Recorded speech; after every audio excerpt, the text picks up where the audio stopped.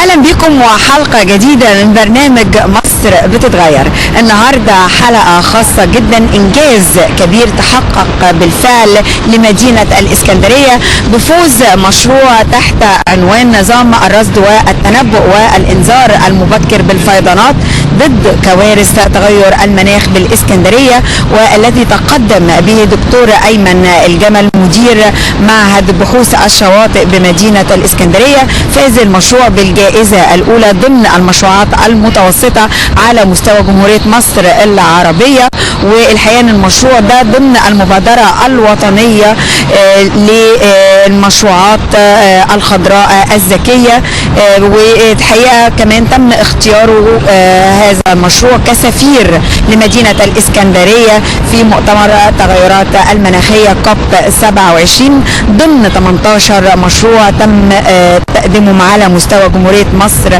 العربية. بالعلم والعلماء بترتقي الأمم، ومصر زاخرة بنخبة من العلماء المتميزين، وبالعلم والعمل أكيد هنشوف مصر بلدنا بتتطور بتتقدم، مصر بتتغير.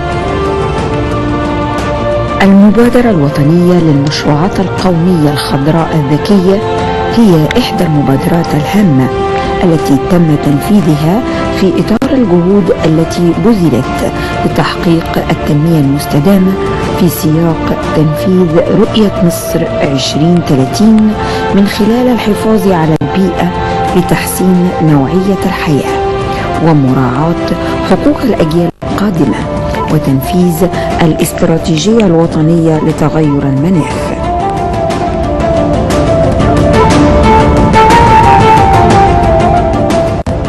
وقد تم تنفيذ المبادرة بمحافظات جمهورية مصر العربية كمبادرة رائدة في مجال التنمية المستدامة والذكية والتعامل مع البعد البيئي وآثار التغيرات المناخية. وتحظى المبادرة بدعم ورعاية سيادة الرئيس عبد الفتاح السيسي رئيس الجمهورية. ومنذ الإعلان عن المبادرة تقدم لها 6281 مشروعا، فاز منها 18 مشروعا على مستوى الجمهورية. ومن هذه المشروعات الفائزة المشروع الذي تقدم به معهد بحوث الشواطئ بالإسكندرية، وهو مشروع نظام الرصد والتنبؤ والإنذار المبكر بالفيضانات ضد كوارث تغير المناخ في الإسكندرية.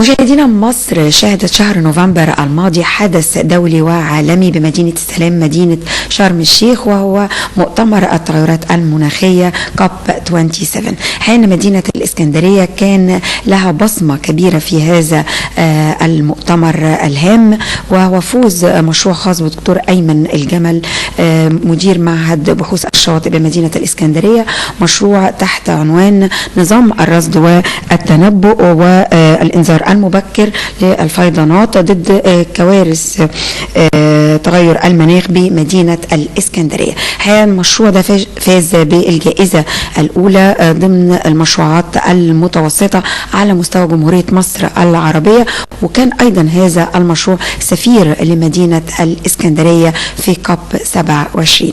بسعدنا كلنا هذا اللقاء مع دكتور أيمن الجمل صاحب هذا المشروع المتميز، والنهارده بنتشرف بهذا اللقاء معاه. بنرحب بيك دكتور أيمن، أهلا بيك في مصر بتتغير. أهلا وسهلا يا فندم. أهلا وسهلا دكتور أيمن، خلينا نبتدي كلامنا يعني بان احنا نقدم للساده المشاهدين سي في خاص بحضرتك ونعرفهم بدكتور أيمن الجمل واهم المحطات في حياتك العلمية. أنا يعني الحمد لله يعني معايا ماجستير ودكتوراه في الدراسات البيئية، وكنت اشتغلت في معهد بحوث الشواطئ، وكنت ماسك الوحدة بتاعت الووتر كواليتي. بعد كده بقيت رئيس قسم جيولوجيا بحرية، بعد كده بقيت نائب المدير، بعد كده بقيت مدير المعهد، ولحد دلوقتي أنا برضو لسه رئيس قسم جيولوجيا البحرية. دي حاجة جميلة جدا. دكتور أيمن، يعني مشاركة حضرتك في كوب 27 والحقيقة كانت مشاركة فعالة متميزة جدا، نفوذ المشروع الخاص بحضرتك، ادينا فكرة عن هذا المشروع وأهميته. هو المشروع اساسا اللي عامله يعني انا واحد من الجروب، كان جروب من المعهد بحوث الشواطئ اشتركوا عشان نعمل الفكره ديت. هي فكره اساسا عباره عن نظام متكامل للانذار المبكر للمشاكل اللي بتحصل من التغيرات المناخيه، زي الفيضانات، زي اللي ممكن نحس برضو بالتسونامي، باي حاجه ممكن تحصل في المنطقه الساحليه بتاعت اسكندريه.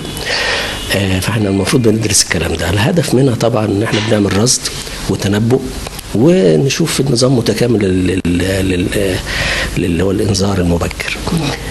احنا هنا المفروض هنعمل ايه؟ كل فكرنا احنا عايزين نحس بكل الصفات اللي هي خاصة بالأرصاد، زي اتجاه الريح وسرعة الريح والبريشر اللي هو الضغط الجوي والكلام ده كله. وبنعد برضو حاجات اللي لها علاقة بالبحر بتاعت علوم البحار، زي الأمواج والتيارات البحرية ومجموعة صفات في البحر. وبنشوف يعني كل الحاجات اللي هي ممكن تفيدنا زي ارتفاع سطح البحر والكلام ده. فاحنا بنركب الكلام ده على عوامة كبيرة اسمها بوي. البوي دي فيها كذا سنسور او كذا جهاز بيعد العوامل ديت وبتتجمع. بس بقى الميزه فيها انها بيسموها ريال تايم. ريال تايم معناها ايه؟ معناها الجهاز بيعد على طول 24 ساعه في ال 24 ساعه، في السبعة ايام في الاسبوع، 7 ايام في الاسبوع. يعني بيبقى عندنا سلسله من البيانات ومتصله طول الوقت على طول. فدي طبعا عايزه اجهزه معينه وعايزه صفات معينه لنفس السنسور اللي بيعد. لان طبعا اي جهاز عادي لو رحت حضرتك سبتيه مثلا 6 اشهر في البحر، هي اما بقى يصدي، اما يتمنى مشاكل. انما في حاله تلف. ايوه، انما في اجهزه مصممه للكلام ده. فده اللي احنا كنا بنفكر فيه. هنعمل زي عوامات كبيره كده فيها الاجهزه ديت تعد لنا كل الصفات اللي هتفيدنا عشان نقدر نحس باي حاجه احتمال تيجي او جت. فبنحط كذا عوامه وكل العوامات دي فيها السنسورز بتاعها. كل البيانات بتتجمع وتتبعت اوتوماتيك على الداتا سنتر او مكان لتجميع الداتا ديت. وبعد المكان ده بنبتدي نستخدم حاجه بيسموها ماثيماتيكال موديلز، اللي هي نماذج رياضيه تبتدي تتعامل مع الداتا، تبتدي تتعامل مع الارقام دي عشان تقول لنا بالظبط ايه الوضع. هل ده مثلا نتيجه شيء الوضع ماشي ستيبل ولا ماشي امان ولا ايه؟ ولو حصل مثلا مشكله بنعرف بقى مع التايم سيريز عشان لو اتكررت تاني بنقدر نعرف ده بالظبط ايه. وبعد كده بنبتدي بقى نخش في مرحله ثالثه اسمها التحليل. انا بحلل بقى البيانات اللي عندي دي عشان اقدر استغلها واديها في الاخر لصانع القرار او للمحافظ بتاع المحافظه الساحليه، ان هو يقدر يترجم الكلام ده في الاستراتيجيه بتاعته، استراتيجيه اللي هي مقابله الكوارث. لان هو لازم يكون عارف الكلام ده وعارف النتيجه. فطبعا الميزه بقى في القصه ديت ان الداتا ريال تايم، يعني على طول كونتينوس، ما هياش رايح اعد ومروح. ما هياش رايح اعد ومروح، لا ده أنا الجهاز بيعد على طول. فيبقى عندي حاجتين. اول حاجه مجموعه متصله من النتائج، ودي حاجه مهمه جدا طبعا في اجهزه كلها متعايره واجهزه كلها مظبوطه. زائد كمان ان اي حاجه مشكله ممكن تحصل بتتكرر، ساعتها بقى اقدر اعرف. بندي على طول الارم للمحافظ او اللي هو الديسيشن ميكر او متخذ القرار، خد بالك هيحصل كذا كذا كذا.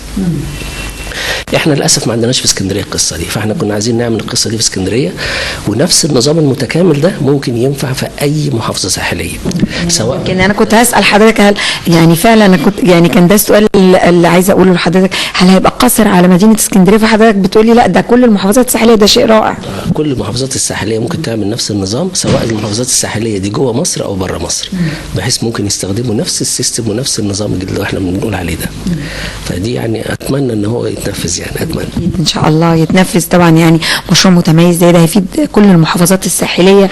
اعتقد ان يعني صانع القرار بيسعى يمكن دايما للحفاظ على المحافظات الساحليه، وخصوصا مع التغيرات المناخيه طبعا. يعني ده بيشكل تهديد على اي محافظه طبعا ساحليه. بنسمع عن التغيرات المناخيه، ممكن الناس زي الفيضانات ديت كمان يعني تؤدي لتاكل الشواطئ بالظبط والاعاصير. لا تاكل الشواطئ ده بقى قصه يعني ده شغل المعهد على فكره. شغل المعهد كله في موضوع تاكل الشواطئ وكده. انما المشروع بقى اللي احنا بنتكلم عليه ده كان انا قدمته الحمد لله، يعني كنت انا البي اي يعني او المشرف الرئيسي في محافظه اسكندريه تبع مبادره اسمها المبادره الوطنيه للمشاريع الخضراء الذكيه. دي كانت بصراحه يعني كانت حاجه جميله بالنسبه لمصر، كانت اساسا برعايه الرئيس عبد الفتاح السيسي، وتبنتها وزاره التخطيط الدكتوره هاله السعيد، المعالي الدكتوره هاله السعيد، وهي اللي عملت في كل محافظه كل واحد يقدم عدد مشاريع من عنده. المهم 6 أنواع من المشاريع مختلفة، بحيث ان ياخدوا 6 من كل محافظة. يعني احنا في اسكندرية تقدم حوالي 1200 مشروع. 1200 مشروع اتخذ منهم 6. طيب يعني انا يعني فرصة ان انا اسأل حضرتك، يعني المشروع بتاع حضرتك فاز بالجائزة الاولى يعني فيما يتعلق بالمشروعات المتوسطة. اهم المشروعات اللي كانت مقدمة ولفتت نظر حضرتك في موضوعاتها دكتور ايمن؟ والله في مشاريع كتير اتقدمت، يعني في مشاريع يعني كان مركزين قوي على موضوع الزراعه. يعني واحد عامل سيستم عنده اوريدي وعايز ياخد تمويل عشان يكبروا اكتر ويعملوا اكتر. ففي مشاريع كتيره اتعملت عشان موضوع الزراعه. في مشاريع اتقدمت عشان موضوع الويست ريسايكل اللي هي اعاده تدوير المخلفات اللي هي الالكترونيه بالذات. وفي مشاريع كان مشروع واحد يعني فكرة جديدة شوية، ان النخل فيه سوس، فهو عايز يعمل تسجيل لصوت السوس عشان اول ما يسمع التسجيل يروح يعالجه على طول. فدي كانت فكرة افكار فيها ابداع وكلها افكار حقيقة خارج الصندوق مش متعودين عليها احنا في مجتمعاتنا. يعني انا اقول لسعادتك ان اساسا اتقدم على مستوى المحافظات بقى كلنا، احنا 27 محافظة، فكان 162 مشروع تم اتقبل، اللي هو 6 من كل محافظه من ال27، اخدوا منهم 18.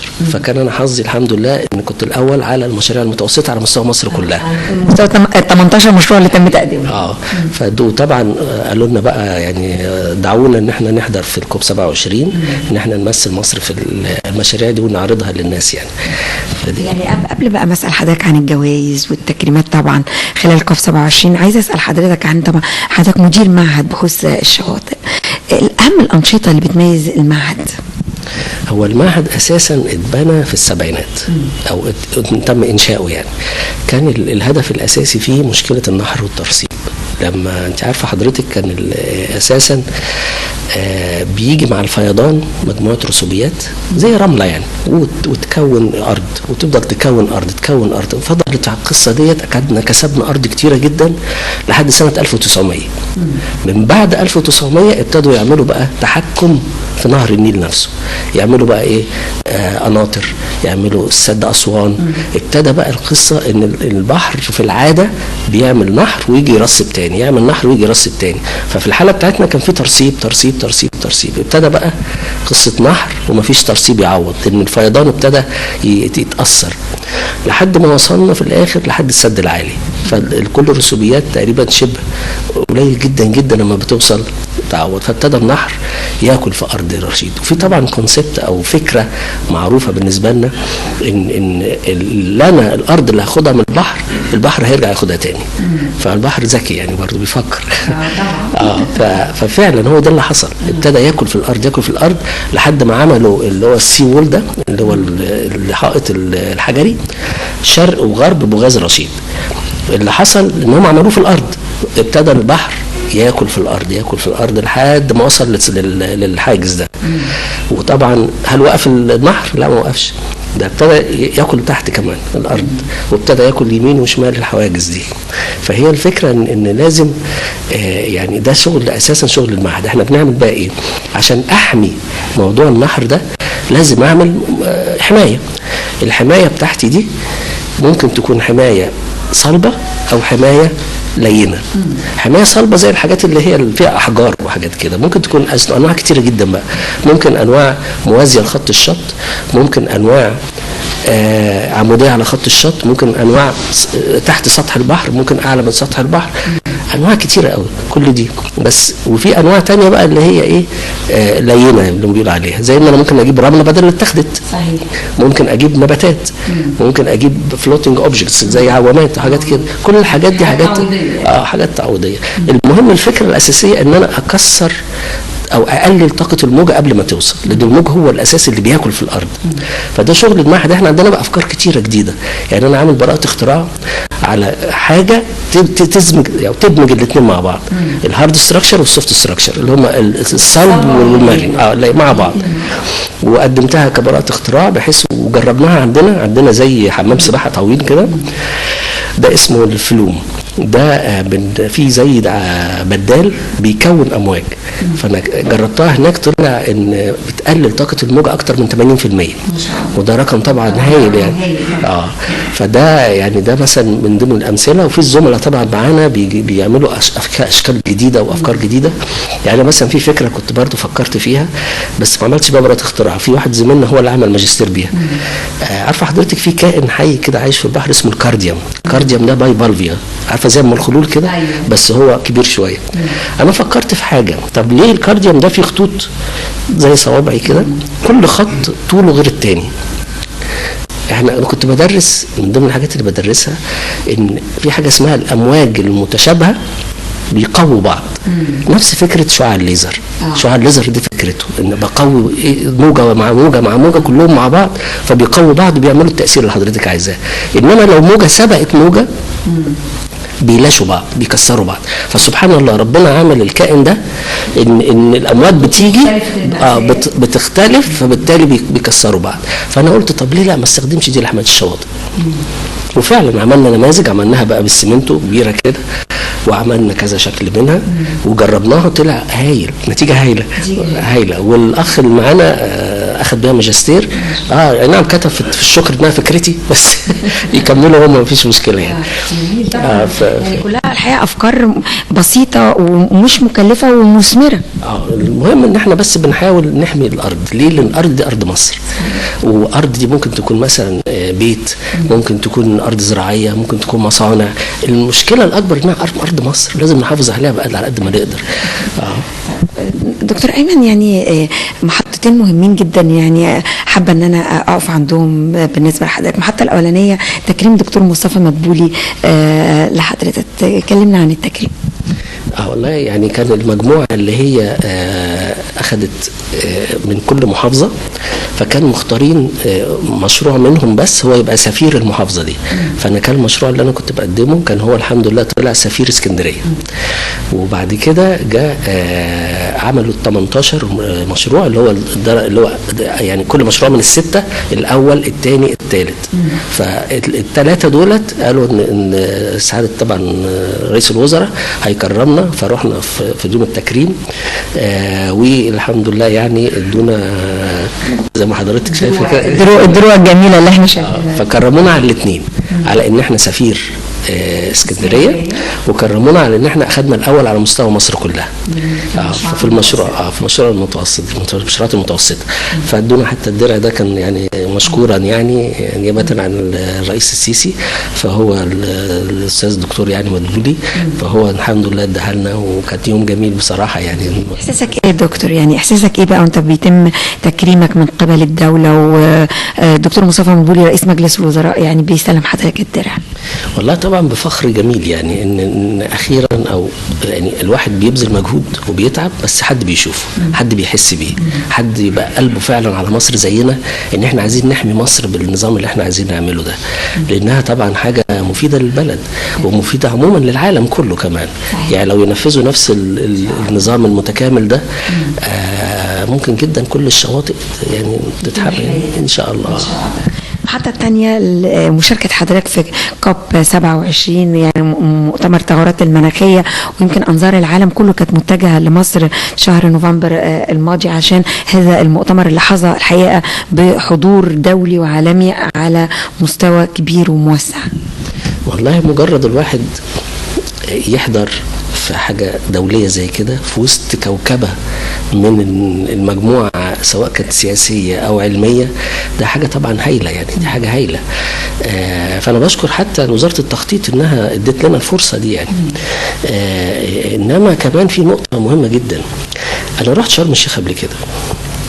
شرم الشيخ لما رحتها اخر مره عروسه نفتخر بيها انها موجوده في مصر، يعني فعلا حاجه مختلفه تماما.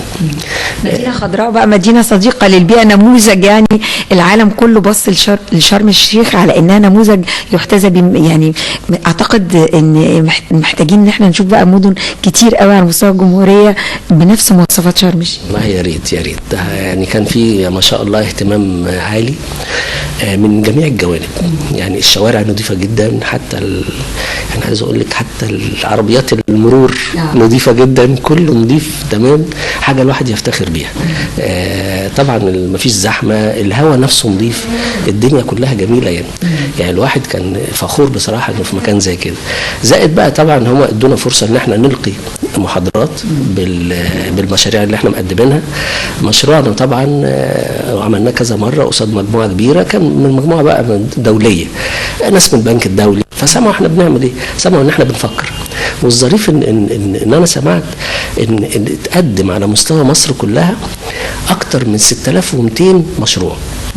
تخيل حضرتك اللي اخدوا منها 18 دي لوحدها بتسعدني، ان في ناس بتفكر. مصر بولاده، مصر فيها افكار كتيره حلوه، علماء يعني متميزين. وفي نفس الوقت لو ان من ال 6200 دولت اكتر من 1300 مشروع قابل ان هو يتنفذ. يعني مش ال 18 بس، مش وقفنا على ال 18 بس، لا ده عندنا ممكن يعملوا بنك افكار، بنك مشاريع. يعني لو المشاريع دي اتنفذت فعلا ولقت تمويل، هتلاقي مصر دي بقى بتتقدم فعلا، هتلاقي مصر بتتقدم. المهم الناس تشغل مخها وتفكر وتطلع افكار حلوه، وده اللي احنا دايما بندور فيه وبندور عليه، ان الناس تبتدي تفكر وتطلع افكار حلوه، وكله الهدف في مصر. يعني هو ده الهدف الاساسي بالنسبه لي. يبقى حضرتك قلت ان هدفك الاساسي من المشروع اللي حضرتك اتقدمت بيه وحصل على الجائزه الاولى الحفاظ على الارض، وكلمتنا عن المشروع عن اهميته. هل المشروع ده، وحضرتك برضو ذكرت انه ينفع يطبق على مختلف المحافظات الساحليه، اهميه المشروع ده بقى بالنسبه للمواطن في حياته اليوميه العاديه؟ والله تخيلي حضرتك ان يعني ادي لحضرتك مثل. تسمعي طبعا عن التسونامي. طبعا التسونامي موجات هايله، وانا عارف ان حضرتك عملتي دراسات فيه قبل كده هايله يعني. التسونامي طبعا اما بيحصل الموجه نتيجه زلزال من قبرص او من كريت مثلا، هم دول دايما اللي بيوصل لنا يعني. من لو جزيره قبرص حصل فيها الزلزال بيجي لنا الموجه بعد ساعه، لو جزيره كريت حصل فيها زلزال بيجي لنا الموجه بعد ساعتين. طيب انا دلوقتي اول ما بيحصل الموجه هناك والزلزال على طول بناخد سيجنال بنبلغ الناس كلها. بقى النظام بتاعنا هيحس بيها مثلا مثلا لو هي هتيجي بعد ساعه، يبقى هي بعد ربع ساعه انذارات بقى خلاص. ولمعالي المحافظ مش عايز حد يقف على الساحل خالص، سوري، مش عايز حد يقف على الساحل خالص، مش عايز حد عربيه تبقى موجوده على الساحل. ليه؟ لان ممكن جدا اي حاجه من ديت تضرب المنطقه ديت وتعمل مشاكل. فبالتالي احنا بندي انذار، خدوا بالكم يا جماعه هيحصل كذا كذا كذا. احنا خلال الساعه ديت نكون جهزنا نفسنا. جهزنا نفسنا. بس طبعا بقى لما بنحط بقى في السيناريوهات بقى الاساسيه والفكره الاساسيه ان لازم نتوقع حاجه زي كده، ان مثلا اي بيت قابل ان هو للانهيار وكده قديم، لا لازم بقى يتعمل له ايه، اما صيانه او اما او ان احنا يزال او كده. انما لازم نكون حاطين في اعتبارنا ان ممكن جدا يحصل تسونامي او مثلا فيضانات. انا احيانا من كتر شده الموجه كانت بتاخد بلوكات صخر وترميها على الطريق بتاعنا اللي هو الكورنيش. احيانا بترمي كميه رمله كبيره جدا برضه على الكورنيش، لدرجه ان مره المحافظ كان بيتكلم كان بيشيل الرمله دي بطرق ميكانيكيه يعني. فطبعا الحاجات دي كلها لازم تتحط في الاعتبار يعني. دكتور أيمن، لو سألتك يعني كانت مشاركات دولية ووفود من دول أجنبية وجنسيات مختلفة في مؤتمر المناخ كوب 27، هل في تعليقات لفتت نظر حضرتك عن مثلا تعليقاتهم عن مدينة شرم الشيخ، عن تنظيم مصر للمؤتمر؟ والله اللي انا شفته بصراحه ان الكل تقريبا كان مبسوط، ودي ميزه حلوه. وفي ناس كتيره ما خدوش طياره وروحوا، لا ده قال لك انا هسافر القاهره، هكمل في القاهره وهكمل. يعني دي كانت بصراحه يعني فرصه جدا جدا جدا جدا فعلا. يعني كمصريين كنتوا سعداء ان الوفود الاجنبيه مستمتعه باجواء مصر ومش مكتفين بشرم الشيخ، حابين يتفرجوا على باقي المدن المصريه وتاريخ مصر. لا وكمان يعني واحد بيقعد في وسطيهم لا مبسوطين، يعني عارفه احساس انه شخص مبسوط انه موجود في المكان ده، وان هو كمان مستفيد علميا ومستفيد من كل حاجه يعني. فدي طبعا في ناس كتيره كان منهم اول مره يجوا مصر، فدي كانت فرصه يلاقوا المكان الهائل ده يعني. نتمنى طبعا لمصر كل التقدم وكل الحاجات الحلوه يعني.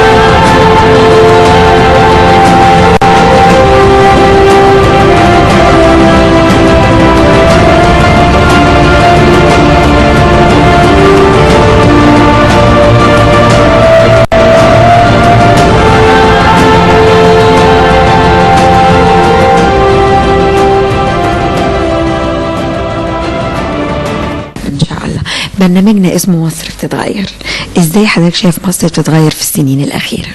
لا طبعا ده فرق كبير، يعني مصر فعلا ماشيه في سيستم اتمنى ان شاء الله يعني تمشي في نفس السيستم ده كتير. يعني احنا مثلا هنا في اسكندريه محور المحموديه مثلا، ده مش عايز اقول لحضرتك انا عندنا فرع من المعهد في ابو قير، كنا عشان نروح الفرع ده بناخد ممكن ساعه ونص، انما دلوقتي هي نص ساعه كنا هناك. ده حاجه فعلا يعني حلم بالنسبه لنا. لا في حاجات كتيره بتتطور وفي حاجات كتيره بتتحسن، حتى الميادين الرئيسيه بيتعمل فيها شغل كويس قوي. مصر كمصر نفسها اسمها مختلف دلوقتي، اسمها بقت حاجه تانية مختلفه. فاتمنى ان السيستم ده يستمر عشان نبقى حاجه يعني احسن واحسن واحسن يعني ان شاء الله. احلامك ايه بقى للمستقبل على المستوى المهني وعلى مستوى بلدنا ككل؟ والله انا بحلم بان زي ما حضرتك شايفه ان الشغل المعهد عندنا حمايه شواطئ. احنا مش احنا اللي بنحمي الشواطئ، بس احنا بنقول ان احنا استشاريين عشان نقول افكار لحمايه الشواطئ. فانا اللي انا اتمناه ان يبقى مشروع متكامل للبحر كله، يعني ما يكونش مثلا تعمل مثلا مينا تاثر على اللي بعديها، لا انا عايز مشروع متكامل لمصر كلها. دي اللي انا اتمناه بصراحه، ده في شغلي في ناحيه شغلي يعني. وطبعا احنا نتمناه ان شغلنا كله يبقى معروف على مستوى العالم ويتاخد بيه.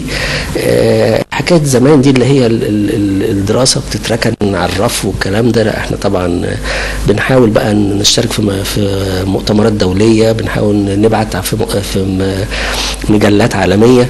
وبصراحه المركز القومي لبحوث المياه اللي احنا معهد من ضمن المعاهد اللي يتبعه عامل نظام كويس قوي، ان اي حد بينشر في مجلات عالميه بيسموها Q1 بياخد فلوس، فبياخد دعم. فدي بتشجع الشباب عندنا انهم ينشروا في مجلات عالميه عشان ايه هياخد برضو ميزات يعني مقابل يعني كحافز ليهم. كحافز ليهم انا بشكرك دكتور ايمن، وبتمنى لحضرتك دايما النجاح والتوفيق، واحنا فخورين بان احنا يكون عندنا علماء مصريين زي حضرتك يرفعوا اسم بلدهم ويشرفونا في المحافل الدوليه، ونوري العالم كله ان أن مصر تستطيع، مصر قادرة، مصر قدرت تنظم كوب 27 مؤتمر التغيرات المناخية في مدينة السلام مدينة شرم الشيخ. مصر قدمت علماء مصريين قدموا أفكار فيها ابتكار وفيها إبداع أبهرت العالم كله وحصدوا العديد والعديد من الجوائز. والنهاردة في مصر في تغير قدمنا نموذج من هؤلاء العلماء، دكتور أيمن الجمل مدير معهد بحوث الشواطئ بمدينة الإسكندرية اللي مشروعه فاز بالجائزة الأولى ضمن المشروعات المتوسطة، وفاز أيضا كمشروع سفير لمحافظة الإسكندرية. ويعتبر هذا المشروع هو السفير الرسمي لمحافظة الإسكندرية، وقد فاز بالمركز الأول في نوعية المشروعات المتوسطة. ويهدف المشروع إلى إنشاء استراتيجية أكثر كفاءة واستباقية لإدارة الكوارث المتعلقة بالتغيرات المناخية بالمناطق الساحلية.